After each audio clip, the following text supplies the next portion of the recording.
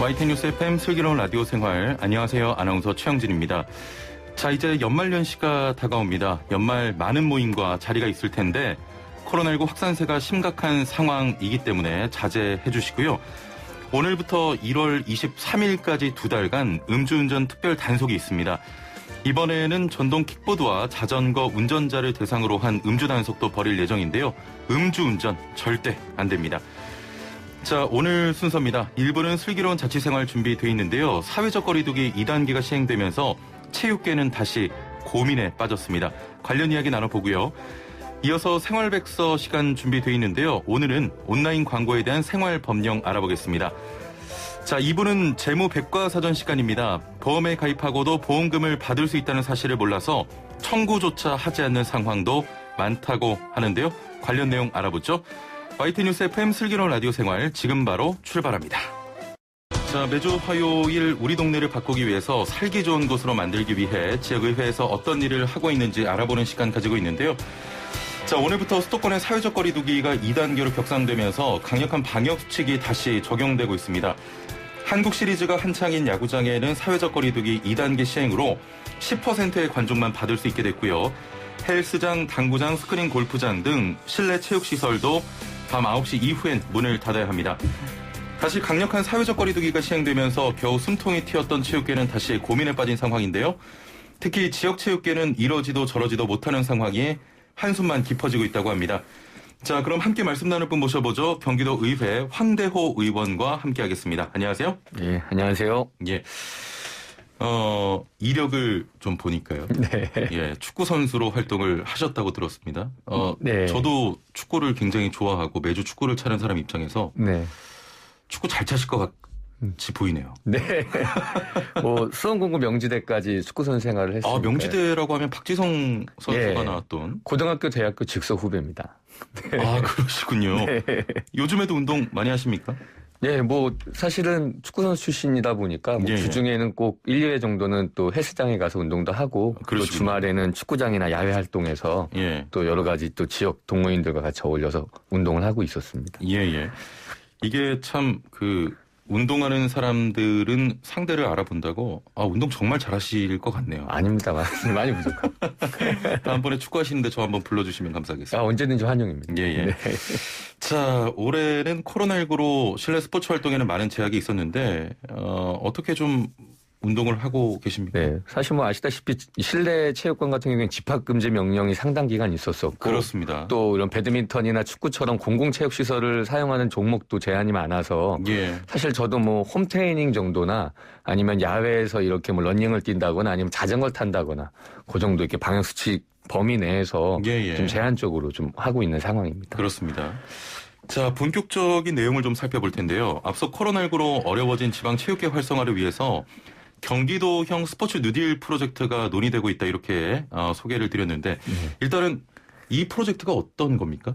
네, 사실 말씀드렸다시피 이 위기에 처한 체육계 지원책이고요. 예. 그다음 사실 이렇게 고질적인 병폐나 비위 같은 것들이 또 체육계에 있었는데 예. 이 지원도 하면서 조금은 스포츠 100년 대계를 이끌어 나갈 정책을 경기도에서 만들어 보자. 예. 그래서 크게 3가지 틀로 구성되어 있습니다. 이 체육계에 대한 생계, 방역 관련 지원이 있고요. 예. 그다음에 앞으로의 한 트렌드로 자리매김하는 비대면 콘텐츠 제작 및 지원 관련이 있고 예. 그다음에 이제 스포츠 혁신 이렇게 3가지 사업들로 전국 최초로 지방의회에서 이렇게 먼저 제안한 정책입니다. 예. 자, 첫 번째는 생계, 두 번째는 비대면, 세 번째는 스포츠 혁신이다 이렇게 말씀하셨는데 스포츠라고 하면 떠오르는 범위가 굉장히 넓잖아요. 네. 프로스포츠부터 동네 헬스장까지 네. 범위가 넓은데 일단 어떤 분들을 대상으로 하시는 겁니까? 사실 체육 스포츠 산업 관련한 모든 종사자들이라고 이렇게 보면 되겠는데요. 예.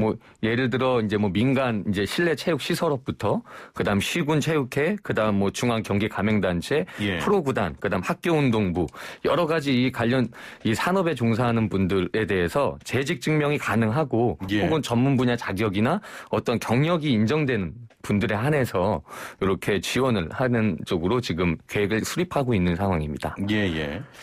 스포츠 강사나 이런 분들은 그 학원 강사처럼 특수 고용자나 프리랜서로 활동을 하시는 거죠? 네. 그러니까 사실 이게 민간 사업자거든요. 이게 예. 근로자로 포함이 안 되기 때문에 사실 각종 이런 보험 사각지대에 지금 놓여 있습니다. 예. 사실 뭐 잘 아시다시피 뭐 스포츠 강사라든가 아니면 뭐 방과후 강사, 헬스 트레이너 예. 이런 종목들의 이런 수익자 부담을 이렇게 좀 그 예산으로 하는 이런 그런 직군들은 굉장히 지금 코로나 이후에 많은 어려움에 지금 사실 노출돼 있다.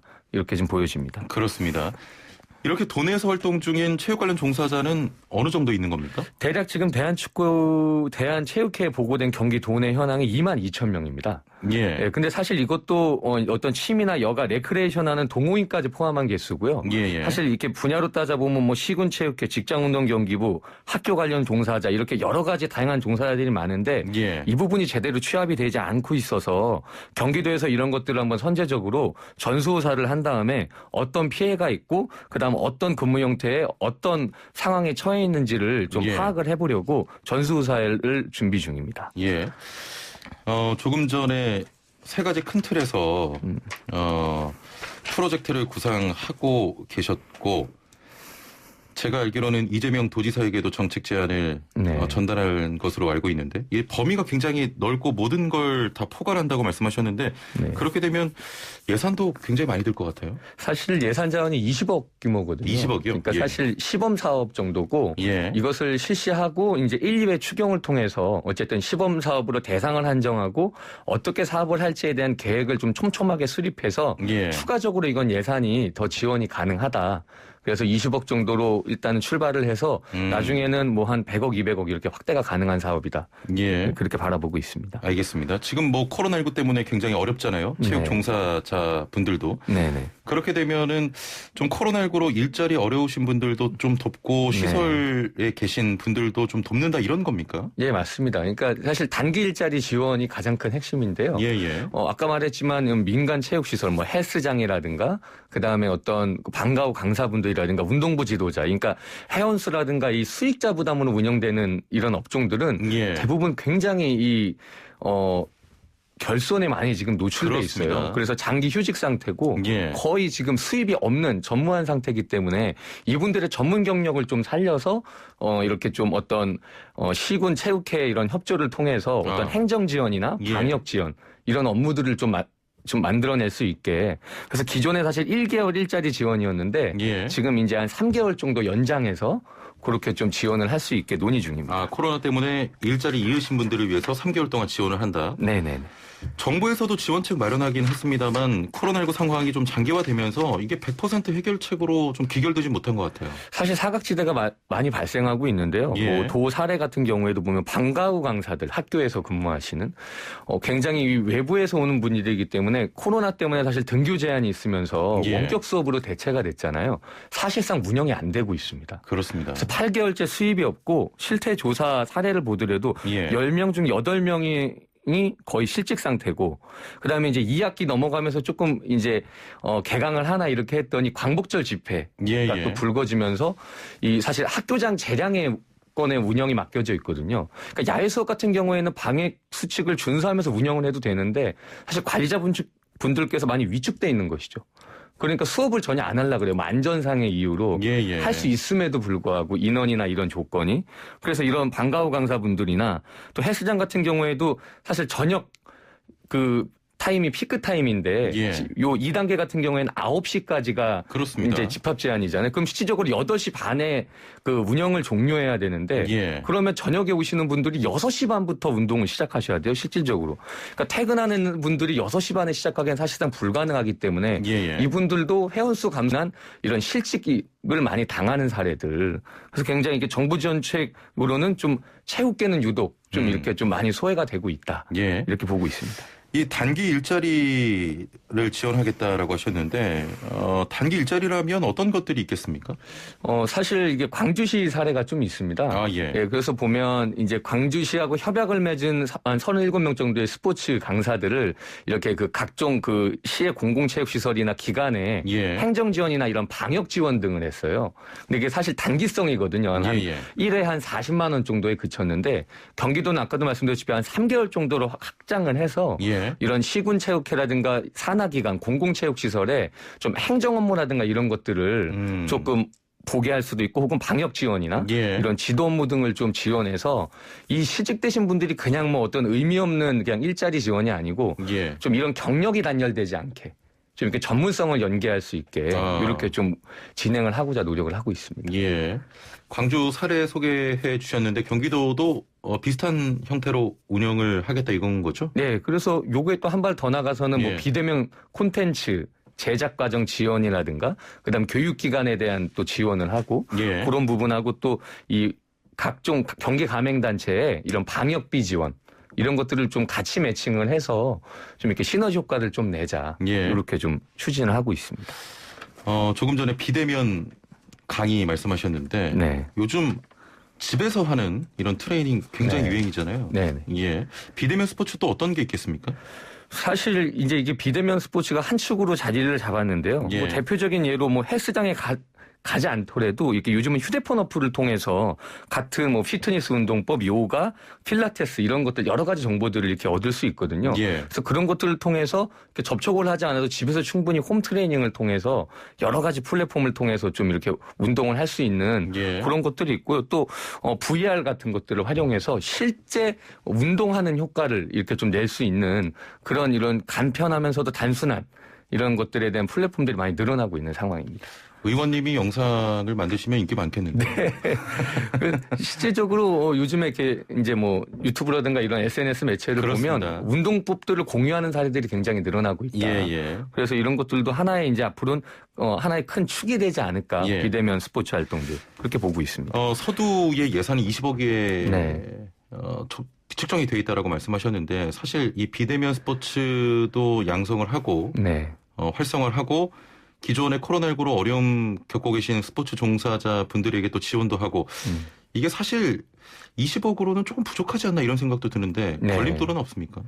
사실 뭐 현재는 예산에 대한 일단 크기, 증액 부분인데 이게 일단 시범 사업으로 20억을 잡은 건 예. 대상자를 잘 선정하고 적세적소에 예산의 자원을 어쨌든 배분하는 게 중요하기 때문에 예. 요번 12월에 일단 모든 것이 지금 다 통과되고 예산만 지금 이제 그 가결을 이제 하면 되는 상황이거든요. 예. 요게 이후에는 2월, 3월 1, 2차 추경이 있습니다. 그래서 요 한 2, 3월까지의 상황을 좀 보고 이제 수요 조사를 해본 다음에 예. 그 필요한 실직자 수나 비대면 교육의 수요에 따라서 예산을 더 확장할 계획이다. 그렇게 말씀드립니다. 알겠습니다. 자, 황대호 의원과 코로나19 이후 생겨난 문제들에 대해서 지원 방향 등 몇 가지 이야기 나눠보고 있는데 이전부터 해결해야 할 문제들도 좀 짚어보겠습니다. 체육계를 떠올리면 최근 또 많은 사건들이 있었어요. 네. 뭐 미투도 있고 다양한 사건들이 있는데 국민들의 인식이 크게 좋지 않을 때가 많습니다. 사실. 네. 선수로 또 지도자로 교육자로 현장에서 활동하셨는데 현장에서 느낀 가장 큰 문제 어떤 점들이 있겠습니까? 사실 고질적인 병폐가 있었던 건 사실인데 뭐 고 최숙현 선수 그다음 뭐 조재범 선수 사건도 이렇게 보면 네. 그냥 그때마다 이렇게 성토하고 징계하고 예. 이렇게 파면시키고 이런 땜질식 처방에 불과했다. 그런 고질적인 병폐들이 나오지 못하게 정책이나 인프라를 만드는 과정이 선행됐어야 됐는데 예. 사실 이런 인식들이 좀 부족했어요. 그래서 여전히 제가 아까 말했지만 이 시군체육회 스포츠 자치를 제가 주장하는 사람 중에 하나인데 예. 거기서 어떤 범죄 경력이나 이런 단절할 수 있는 프로세스가 작동하지 않으니까 이게 점점 카르텔로 이렇게 변질됩니다. 그렇죠. 예. 네, 그래서 이런 것들이 자꾸 시군체육회 단위에서 묵인되고 묶여지고 또 중앙의 대한체육회나 이렇게 중앙단체에 올라가도 솜방망이 처벌이 되는 이런 고질적인 것들이 있었거든요. 예. 그래서 저는 좀 이런 것들이 사실 스포츠를 수단으로 보는 게 아니고 진정한 가치로 여겼다면 이런 시군체육회 조금 더 이렇게 촘촘히 예. 이런 것들이 조금 더 시스템화 될 수 있게 또 우리 도민들도 부담을 가지지 않고 다양한 종목으로 다양한 연령이 즐길 수 있는 시설도 좀 완비를 해놨었으면 예. 오히려 이런 고질적인 문제가 생기지 않았을까. 그래서 그런 아쉬움들이 좀 늘 현장에 제가 있으면서 예. 느꼈고 사실 정치에 입문한 것도 그래서 한 제도나 입법을 통해서 좀 근본적인 대책을 만들어 보자. 예. 그렇게 생각했던 것이 정치 입문의 가장 큰 동기였기도 했습니다. 예. 스포츠를 사랑하시는 분이기 네. 때문에 제가 조금 말씀을 드리자면 네. 지금은 뭐 행정적인 거나 시스템적인 거 말씀을 해주셨는데 결국에는 이겨야 사는 그런 문화 있잖아요. 스포츠계에. 네. 그게 맞습니다. 출발점 아니겠습니까? 사실 그렇죠. 이게 승부라는 것이 사실 이게 88 서울올림픽이나 2000년 월드컵 과정 사실 겪으면서 예. 늘 승자만 이렇게 늘 주목받는 그렇습니다. 그런 문화들이 있었어요. 예. 그렇기 때문에 선수들에게 무리한 운동이나 또 과도한 체벌, 폭력 같은 것들이 자행됐던 맞아요. 것인데 예. 사실 그건 국가가 독려했었습니다. 여러 가지 국가 이슈나 이 국면 전환에서 사실 국가에 대한 홍보를 한 것도 사실이거든요. 근데 그거와 같이 성장했어야 되는 게 아까 말했지만 선수들이 언제든지 이 자유롭게 다른 생활을 할 수 있고 그렇죠. 국민들이 다 즐길 수 있는 인프라를 만들면서 그런 성적을 냈었어야 됐는데 예. 그런 것들이 좀 등한시되면서 같이 병행되지 못했다. 예. 저는 그렇게 생각합니다. 알겠습니다. 현재는 좀 진행하기 어려운 상황이지만 개방형 축구 클럽이란 말이 있습니다. 네네. 어떤 겁니까? 이게 사실 경기도의 대한축구협회, 경기도교육청 3자 협약을 통해서요. 예. 운동부가 있어야 이제 축구 선수를 할 수 있다는 게 기본적인 개념이었잖아요. 예. 근데 이제 학교 운동부가 없어도 그 지역의 시군 단위에 이제 하고자 하는 수요가 있으면 전문 기관이나 협회가 인정한 기관에 한정해서 예. 협약을 맺어서 그 학교를 안 다녀도 그 시 단위의 모든 연령과 모든 학생들이 즐길 수 있는 그런 MOU를 맺는 프로그램입니다. 예. 그래서 사실 이게 이제 이 체육계에 보면 고질적으로 합숙 문제, 그다음에 뭐 여러 가지 거기서 일어나는 구타 이런 것들이 많잖아요. 예. 근데 사실 우리 학생 선수들이 합숙하고 싶은 사람들 없거든요. 그래서 내고장에서 내가 내고장을 떠나지 않고 예. 굳이 다른 지역에 가서 합숙하면서 고충을 겪지 않아도 내고장에서 태어나고 자라면서 즐길 수 있는 그런 생애주기 스포츠 클럽 형태를 만들자. 예. 네, 그런 형태로 이렇게 좀 이렇게 추진이 된 그런 시범 사업입니다. 예. 말씀 들어보니까 제가 들어가고 싶네요. 인기 많으실 것 같습니다. 예. 자, 마지막 질문인데요. 축구 선수부터 정치인까지 다양한 활동하셨는데 각 네. 분야별로 이런 병폐 문제들을 해결하기 위한 역할이 좀 다를 것 같습니다. 정치인으로서는 어떤 역할이 필요하다고 보시는지요? 사실 정치인으로서 가장 중요한 역할은 주권자인 국민의 그 의견을 대변하는 겁니다. 예. 그러니까 어떤 정책이든지 탑다운 방식은 옳지 못하거든요. 이런 스포츠 정책이든 어떤 분야 정책이든 현장 당사자들의 사회적 발언권이 이렇게 담긴 정책을 우리 정치인들이 행정부와 이 도민들 이 예. 중간에서 조율하는 게 저희 경기도의 역할이거든요. 그래서 저는 정치인들이 앞으로는 사실 다음 선거나 다음 재선이 아닌 예. 다음 세대를 바라보는 정치를 해야 된다. 그래서 사익보다는 공익을 추구해야 예. 되는 그런 사명감을 가지고 예. 좀 도민의 이런 권익 향상을 위해서 대변자 역할을 해야 된다고 저는 생각합니다. 알겠습니다. 앞으로 네. 노력해 주시길 바랍니다. 오늘 말씀 감사합니다. 예, 감사합니다. 네, 지금까지 경기도의회 황대호 의원과 함께했습니다. 네, 슬기로운 생활을 위한 생활백서 매주 화요일은 알아둬야 손해 안 보는 생활법령을 알아보겠습니다. 자, 생활 속 각종 분쟁들 법을 알면 답이 보입니다. 오늘 함께할 법제처의 김유미 사무관 연결돼 있습니다. 사무관님 안녕하세요. 네, 안녕하세요. 예.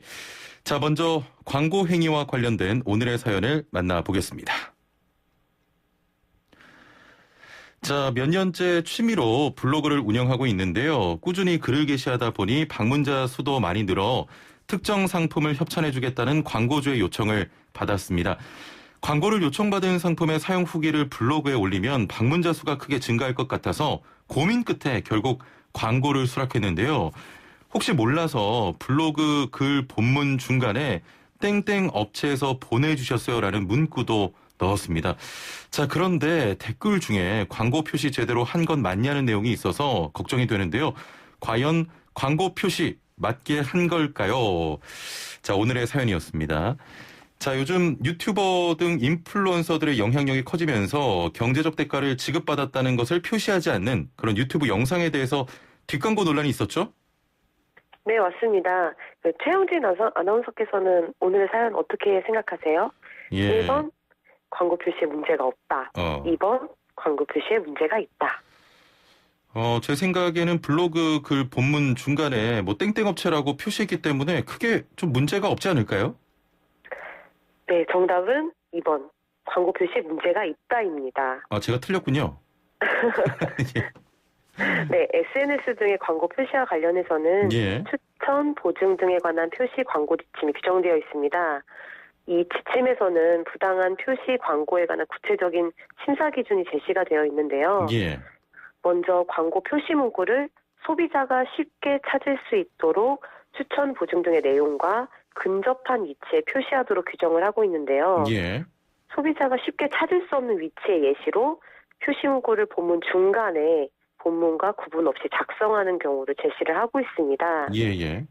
또 광고 표시 문구를 명확한 내용으로 표시하도록 규정을 하고 있는데 명확한 내용에 해당하지 않는 경우의 예시로 땡땡 업체에서 보내주셨어요. 와 같은 문구를 제시를 하고 있습니다. 아, 명확하지 않다는 거군요. 네, 그래서 예. 따라서 오늘 살펴본 사례는 블로그 글 본문 중간에 본문과 구분 없이 문구를 작성했고 예. 그 문구 내용이 땡땡 업체에서 보내주셨다는 것과 같이 경제적 이해관계 내용을 명확하게 표시하지 않았기 때문에 예. 부적절한 광고 표시에 해당합니다. 아, 그렇군요. 자, 그러면 추가로 좀 알아둬야 될 사항이 있겠습니까? 네, 그 밖에도 이 지침에서는 소비자들이 쉽게 인식할 수 있는 형태로 표현을 해야 한다고 규정을 하고 있는데요. 예.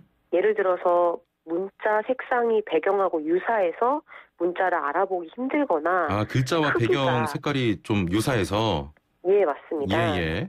아니면 크기가 너무 작아서 보이지 않는다거나 하는 예. 경우에는 부적절한 광고 표시라고 얘기를 하고 있습니다. 그리고 예. 추천 보증 등의 내용과 동일한 언어를 사용하도록 규정을 하고 있는데요. 예를 들어서 한국어로 제작된 콘텐츠면 협찬, 광고 이런 식으로 한국어로 표현을 해야 되지 예. AD, PR, 스폰서 등 외국어를 사용하면 안 된다고 규정을 하고 있습니다. 아, 스폰서, PR 이런 식으로 규정해도 안 되는 거군요, 이게. 예, 맞습니다. 예, 조심해야 될 것 같습니다. 자, 알아둬야 할 생활법령 법제처와 함께했습니다. 오늘 말씀 감사합니다. 감사합니다. 네, 지금까지 법제처의 김유미 사무관과 함께했습니다. 네, 1부는 여기서 마칩니다. 노래 한 곡 좀 전해드리는데요. 코로나19 위로송으로 만든 노래라고 합니다. 코로나19 때문에 많은 분들이 지쳐 계시고 너무 장기화하고 있는데 이적의 당연한 것들 띄워드리고요.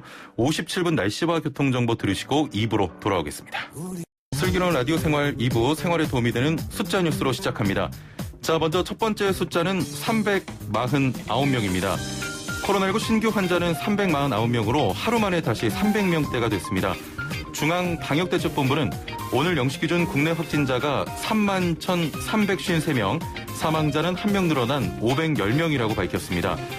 지역 발생은 320명으로 수도권을 중심으로 16개 시도에서 환자가 속출했는데요. 서울 132명, 경기 69명, 인천 16명 등 수도권에서만 217명이 확진됐습니다. 철원 군부대 집단 감염 여파로 강원에서 45명이 확인됐고요. 이외에도 전북 14명, 경북 9명, 충남과 전남 7명씩, 부산 6명, 광주, 충북, 경남에서 각각 3명이 감염됐습니다. 또 대구, 세종 2명씩, 울산, 제주에서도 1명씩 확진됐습니다. 신규 해외 유입은 29명으로 이 가운데 10명이 입국자 검역에서 확인됐습니다. 두 번째 숫자는 3.2%입니다. 어제 종부세 고지서 받아든 분 적지 않을 텐데요. 이른바 종합부동산세 폭탄이 현실화했습니다. 최근 들어 집값이 끊임없이 뛰었고 여기에 공시가격도 대폭 올랐기 때문인데요. 특히 1주택 실소유자 입장에선 그야말로 발등에 불이 떨어진 꼴이 됐습니다. 자, 먼저 종합부동산세에 대해서 알아볼까요? 종부세는 주택과 토지의 공시가격을 합해서 기준치를 넘었을 때 부과하는 세금이죠. 주택의 경우 6억 원을 넘기면 과세 대상이 되는데요. 세율은 0.5%에서 최대 3.2%가 적용됩니다. 자, 문재인 정부 출범 뒤 부동산 대책의 하나로 대상과 세율을 크게 확대했습니다. 자, 그렇다면 올해 종부세 대상자는 몇 명이나 될까요? 공시가격이 오르면서 올해 대상자는 70만 명이 넘을 것으로 추정됩니다. 지난해보다 20만 명 가까이 늘어난 수준이죠. 걷어들이는 세금 역시 역대 최다였던 지난해보다 훨씬 늘어날 것으로 보입니다. 세 번째 숫자는 3입니다.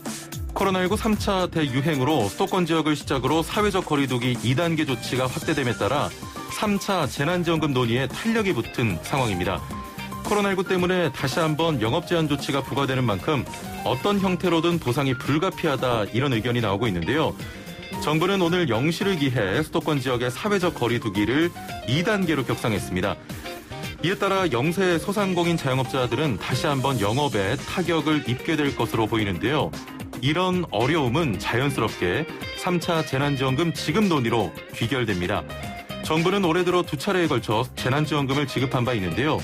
지난 5월에는 전 국민에 가구당 최대 100만 원을 지급했고 9월과 10월에는 소상공인과 고용 취약계층, 저소득층을 대상으로 최대 200만 원을 지급한 바 있습니다. 자, 3차 재난지원금 논의는 이미 국회에서 시작된 상태입니다. 지금까지 생활에 도움이 되는 숫자 뉴스였습니다. 슬기로운 라디오 생활 2부는 11시에 만나는 슬기로운 백과사전 준비했습니다. 매주 화요일엔 재무 백과사전을 펼쳐보는데요. 예상하지 못한 사고나 질병에 대비하기 위해서 보험에 가입합니다. 하지만 기껏 보험에 가입하고도 보험금을 받을 수 있다는 사실을 몰라서 청구조차 하지 않는 상황도 많은데요. 자, 특히 자동차 사고에서 이런 경우가 많다고 합니다. 자동차 사고가 나면 가해자 측 자동차 보험에서 피해자에게 의료비를 보상해줘야 하는데요. 자, 그런데 이때 피해자의 과실만큼 의료비를 삭감해서 보상해주죠. 대부분은 보험 소비자들은 여기까지만 알고 있는데 이 삭감된 의료비를 내가 가입한 실비보험에서 보상받을 수 있다고 합니다. 자, 오늘은 이렇게 소비자들이 몰라서 못 받는 보험금에 대해 자세히 살펴보겠습니다. 방송 들으시면서 보험에 대해 궁금한 점 있는 분들 단문 50원, 장문 100원의 유료 문자 샵 0945번으로 보내주시길 바라고요. YTN 라디오 유튜브와 애플리케이션 댓글창도 활짝 열려 있습니다. 자, 오늘 함께 말씀 나눌 분 모셔보죠. 보험약관교실 Y의 윤용찬 대표와 함께하겠습니다. 안녕하세요. 네, 안녕하세요. 예. 오늘 머리를 활짝 올리고 오셨네요. 늦잠을 자서 급하게 하다 보니까 어떻게 이렇게 됐습니다. 코로나19가 또다시 재유행세를 맞고 있습니다. 네. 코로나19가 좀 확산하면 보험업계는 어떻습니까? 더 잘 되나요? 굉장히 힘들죠. 고객들을 만나기 어려워서. 그렇죠. 예. 설계사분들이 소비자분 만나기가 일단 어려워지니까요. 예. 영업에 굉장히 많은 차질이 생깁니다. 그렇군요. 알겠습니다. 자, 자동차 사고를 실비해서 보상받을 수 있다. 이 자동차 사고는 자동차 보험에서만 보상해 주는 것으로 알고 있는데 실비 보험에서 이게 보상이 되는 겁니까? 네, 가능합니다. 근데 무조건 다 되는 건 아니고요. 예. 이 부분이 이제 실비보험하고 자동차 보험의 보상 기준 때문에 예. 약관의 기준 때문에 이런 내용이 가능한 건데요. 실비보험은 가입자가 이제 다치거나 병들어서 의료기관에서 치료를 받으면 병원비가 발생하잖아요. 그렇죠. 그 부분을 이제 보상해주는 보험이 실비보험이죠. 예. 그런데 자동차 사고의 경우에는 가해자 또는 피해자가 가입한 자동차 보험에서 우선 의료비를 보상을 해줍니다. 예. 그러니까 당연히 내가 의료비를 지출할 필요가 일단 없죠. 그렇죠. 그러니까 실비보험에 보험금을 청구할 생각조차 안 하는 거거든요. 예. 그런데 실제로 실비보험 약관을 보면요. 그 자동차 보험에서 보상받은 의료비는 이 실비보험에서 보상하지 않습니다. 이렇게 되어 있어요. 예. 근데 그렇게만 되어 있는 게 아니라 그 옆을 보면 다만 본인이 부담한 의료비는 보상합니다. 이렇게 되어 있습니다. 그러니까 예. 자동차 사고로 발생한 의료비는 실비보험이 보상하지 않지만 하지만 본인이 부담한 의료비는 보상한다. 예. 이렇게 되어 있는 거죠. 그렇다면 그 말씀은 뭐 과실만큼 삭감된 의료비일 수도 있고 뭐 전액 지급이 안 됐을 때 본인이 낸 돈을 실비해서 받을 수 있다 이런 이야기인 거잖아요. 그렇죠. 일단은 사실은 자동차 사고라 하더라도 예. 아까 말씀하신 것처럼 내 과실이 발생하면 내가 피해자지만 과실이 일부 발생하면 그만큼 빼고 자동차 보험회사가 보상을 해주거든요. 그 부분은 실비보험에서 보상이 가능하다 이렇게 이해를 해왔는데 사실 이 부분이 명확하지가 않아서 그동안은 아는 사람들만 좀 청구를 하고 뭐 이랬는데 최근 9월에 금감원이 분쟁 조정 결정을 통해서 좀 공식화했습니다. 예. 네. 그러면 내 과실만큼 삭감된 의료비 구체적으로 어떤 겁니까? 예, 이거를 이제 구체적으로 모르시는 분들이 많죠. 예. 근데 자동차 사고를 겪어보신 분들은 조금 아시는데요. 대부분의 차대차 사고를 보면 과실 부분을 따질 때 100대 0 이런 게 거의 없거든요. 그렇습니다. 예. 분명히 저쪽 차가 잘못한 것 같은데 일방적으로. 근데 보험회사들의 조사 결과를 받아보면 저쪽은 80% 잘못했고 내 과실부 또 20% 있고 뭐 이런 경우가 굉장히 많아요. 많아요. 예. 네네. 이렇게 되면 당연히 가해자 측 자동차 보험회사가 제 치료비, 제가 피해자니까 예, 예. 제 치료비를 이제 부담을 해줍니다. 그리고 나중에 이제 치료가 다 끝났다고 판단되면 합의를 보자고 하잖아요. 예. 그러면서 이제 합의금을 이제 주게 되는데 대부분의 피해자분들이 이제 모르시는 게 있어요.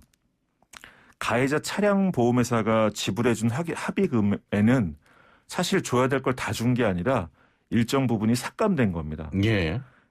왜냐하면 총 발생 의료비에서 내 과실만큼을 빼고 주는 거예요. 막 100만 원이라고 하면 20% 과실이 있으니까 그렇죠. 80만 원만 주는 거군요. 그렇죠. 예, 예. 그렇죠. 그래서 바로 이 부분, 즉 가해자 차량 보험회사가 내 과실만큼 삭감하고 지급한 의료비를 예. 그건 자동차 보험에서 보상받지 못한 거니까 그렇죠. 내가 가입한 실비보험에 청구할 수 있다는 겁니다. 알겠습니다. 네. 이해가 좀 되네요. 이게 좀 숫자로 좀 보면 더 쉬운데요. 예, 예. 예를 들면 이제 그런 차대차 사고가 발생했는데 제 과실이 20%예요. 예. 근데 제 병원비가 총 1,000만 원이 발생했습니다. 예, 예. 그럼 자동차 보험회사에서 그 1,000만 원에 대해서 일단은 병원 쪽에 지불 보증을 해주거든요. 예, 예. 나는 돈 내지 않도록. 그런 다음에 저하고 합의를 볼 때 만약 합의금이 한 500만 원이다. 그러면 제 과실 20%에 해당하는 한 100만 원을 빼고 400만 원만 줍니다. 예. 그러니까 보통의 소비자들은 합의금을 적게 받았다고 생각하지만 사실은 그게 아니라 합의금에서 100만 원을 뺀 게 아니라 내 과실이 20%가 있으니 치료비 1,000만 원에서 20%의 제 과실 부분만을 빼고 준 거예요. 예, 예. 합의금에서 뺀 게 아니라 제 치료비에서 뺀 거죠. 그렇군요. 예, 과실이 있으니까. 예. 그러니까 그 돈은 실제로 내가 부담한 의료비가 내가 부담한 의료비가 되는 거죠. 예, 예. 자동차 보험회사가 부담해 준 게 아니고 그래서 내가 가입한 실비로 보험금 청구가 가능한 겁니다. 다만 예. 그 삭감된 금액 전체를 받을 수 있는 게 아니라 40%만 받을 수 있습니다. 실비보험에서. 삭감이 예를 들면 100만 원이 삭감됐는데 네네네. 그러면 또 거기서 40만 원만 받을 수 있다 이런 얘기예요? 그렇죠. 내가 가입한 실비보험에 청구를 할 수 있지만 보험회사는 그 중에 40%만 보상해 주는 거죠. 왜 40%만 받을 수가 있습니까? 약관이 그렇게 되어 있기 때문인데요. 실비보험 약관을 간단하게 좀 보면 예, 예. 국민건강보험법을 적용받지 못하거나 국민건강보험법에서 정한 요양급여 절차를 거치지 못한 경우에는 예. 본인이 부담한 실제 의료비 중에서 40%에 해당하는 금액만 보상한다. 예. 이런 규정이 있습니다. 그래서 이제 자동차 사고가 발생하면 대부분 그냥 자동차 보험으로 다 처리를 하시잖아요. 예, 예. 그러니까 이런 경우에는 실비보험에서 말하는 국민건강보험법에서 정한 요양급여 절차를 거치지 않은 상태가 됩니다. 예. 그렇기 때문에 실비보험 약관에서는 본인이 부담한 의료비 중에 40%만 보상해주는 적용을 이제 하게 되는 거죠. 예. 40%만 받는 건 좀 아쉽지만 그래도 자동차 사고를 당했는데 본인 과실만큼 의료비를 삭감한 채 좀 합의금 받지 못하신 분들은 늦기 전에 내가 가입한 실비보험에 보험금 청구하시면 40%지만 받을 수 있습니다. 도움이 될 것 같습니다. 예. 원래 저희가 유튜브 이렇게 많이 들어오진 않는데 오늘 코로나19 때문에 부득이하게 좀 마스크를 착용했거든요. 네. 오늘 많이 들어오시네요. 가릴수록 인기 있는 사람들이 가끔 있죠. 네. 전 것 같습니다. 애플리케이션으로 KBS님께서는 얼마 전에 자차 처리하고 자부담 20만 원 냈는데 이것도 보상될까요? 라고 하셨는데 치료비 부분에 한해서인 거죠? 그렇죠. 그 삭감된 의료비 부분을 예. 보상받을 수 있습니다. 실비보험에서. 자, 보험 관련해서 궁금한 점 있는 분들 단문 50원, 장문 100원의 유료 문자 샵 0945번으로 보내주시거나 애플리케이션 댓글창도 열려 있습니다. 자, 몰라서 못 받는 보험금 또 어떤 것들이 있을까요? 조금만 더 소개를 해 주시죠. 네. 사실 굉장히 많은데 그중에 몇 가지를 말씀드리자면 예.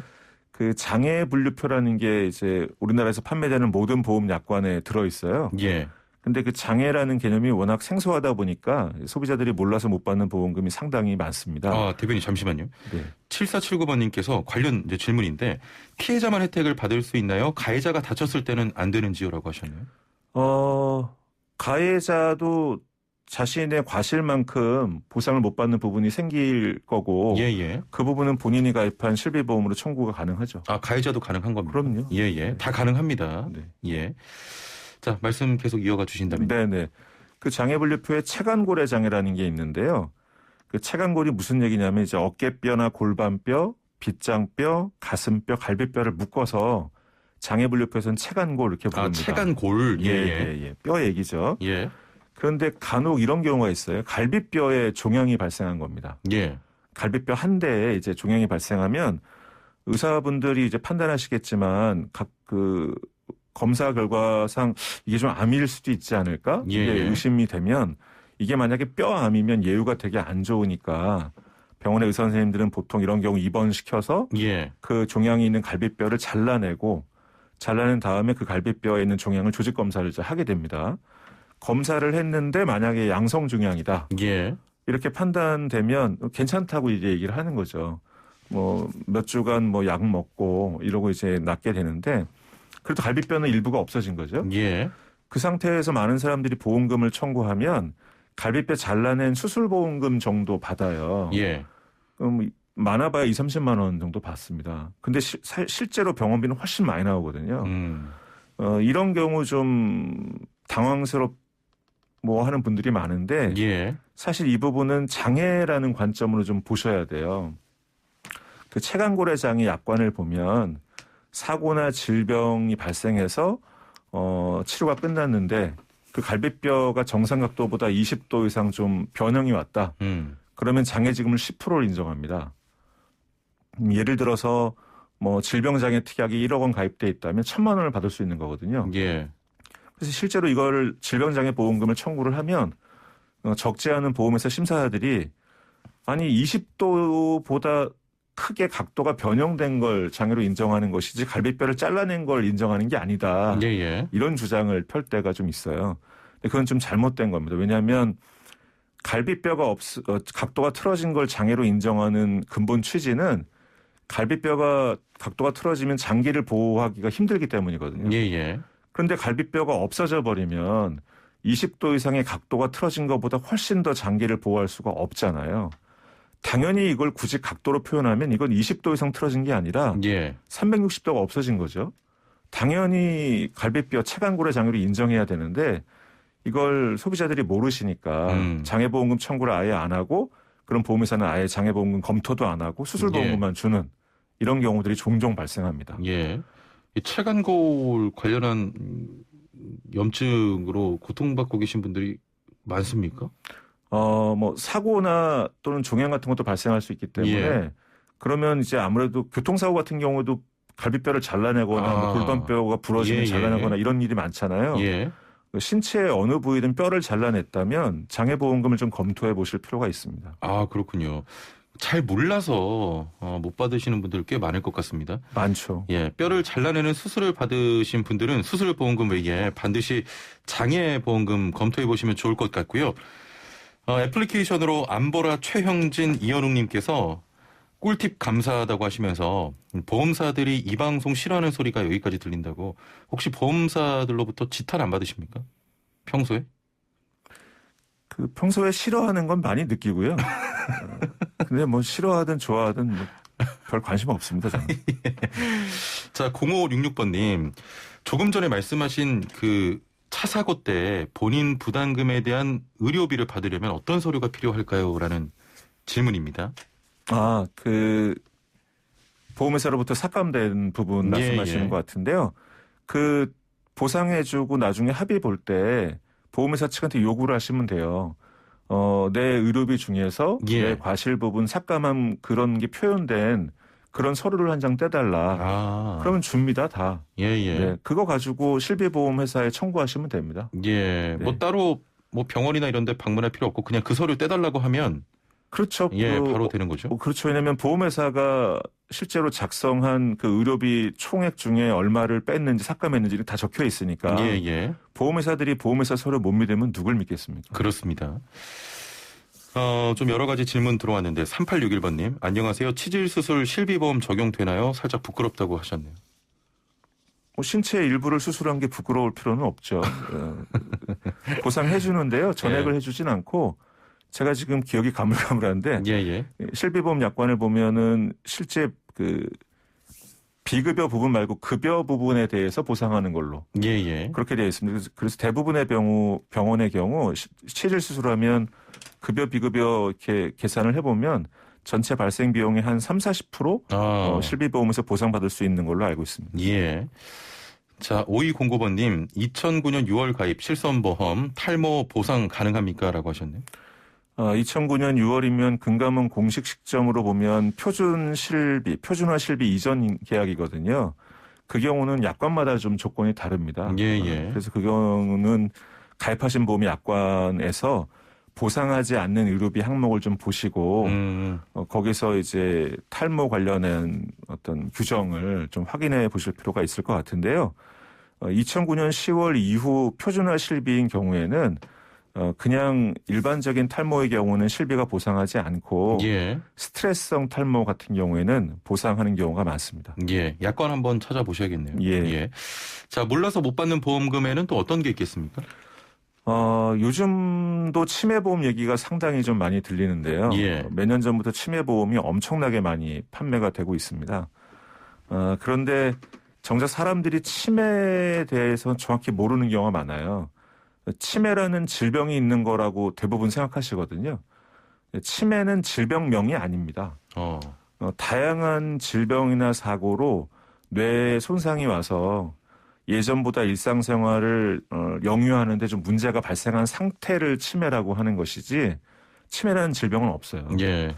그러다 보니까 사실은 많은 사람들이 사고로도 치매가 올 수 있다라는 걸 간과하는 경우가 많거든요.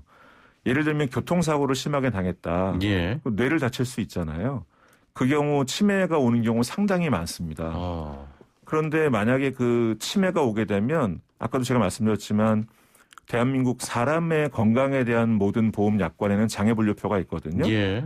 그 장애분류표에서는 치매 상태에 따라서 장애지급률을 40%, 60%, 80%, 100% 인정해요. 치매도 기본적으로 장애로 인정하는 거죠. 예. 물론 원인이 질병에 의한 것이냐 사고에 의한 것이냐가 다를 겁니다. 근데 이런 부분을 생각하지 못하니까 많은 분들이 교통사고 당해서 치매 진단을 받았지만 치매에 관련한 장애보험금 청구를 안 하는 경우들이 상당히 많습니다. 근데 판례를 읽어보면 6세 아이가 교통사고를 당해서 9세 시점에 치매 진단 받는 경우도 있어요. 예. 그런 경우에는 당연히 사고에 의한 장애이기 때문에 장애보험금을 적극적으로 청구하실 필요가 있습니다. 예. 7131번님께서는 인공관절 수술도 장애 관련 검토가 가능합니까? 고관절 하셨는데요. 장애관절 검토가 당연히 가능하고요. 예. 다만 이게 법원의 판례가 나오면서 약간 달라진 것은 왼쪽 다리와 오른쪽 다리 양쪽 다 인공관절 수술을 하는 경우가 많은데요. 예. 과거에는 이게 퇴행성 관절염이라 하더라도 왼쪽과 오른쪽의 다리의 장애를 합산해서 과거에는 이게 한쪽에 30%였거든요. 예. 합산해서 60% 장애를 인정해서 보험료 납입도 면제해주고 그랬었는데 예. 이게 몇 년 전에 판례가 하나 나오면서 왼쪽에 30% 오른쪽에 30%는 인정하지만 합산 장애는 인정이 안 된다는 판례가 나왔습니다. 예. 그래서 뭐 60% 장애는 인정되지 않는다 하더라도 한쪽당 30% 지금 2018년 4월 이후 가입자라면 한쪽당 20% 장애가 인정됩니다. 인공관절 수술하신 분들은 장애보험금 검토를 반드시 하셔야 됩니다. 예, 반드시 하셔야 됩니다. 7020번님, 공사장에서 화물 차량을 운전하고 있습니다. 현장에서 경미한 사고가 있어서 크게 다친 건 아닌데 치료를 받았습니다. 그런데 이걸 산재가 아닌 자동차 보험으로도 처리가 된다고 하는데 가능한 겁니까? 라고 하셨네요. 원칙상 산재 처리하시는 게 좋죠. 왜냐하면 공사장 관련해서 책임지는 그런 기업이나 뭐 현장 감독이 있을 텐데 뭐 산재라는 건 그 공사장에서 일하시던 그 근로자가 다쳤을 때 당연히 관리감독 책임이 있는 곳에서 보상해주는 그런 맥락일 텐데요. 이걸 자동차 보험으로 처리하라는 건 아마 화물차 운전기사분의 보험으로 처리를 해라 이런 식의 얘기가 아닌가 싶어요. 저라면 그렇게 하지 않겠습니다. 산재 처리하시겠습니다. 예. 그게 좋을 것 같습니다.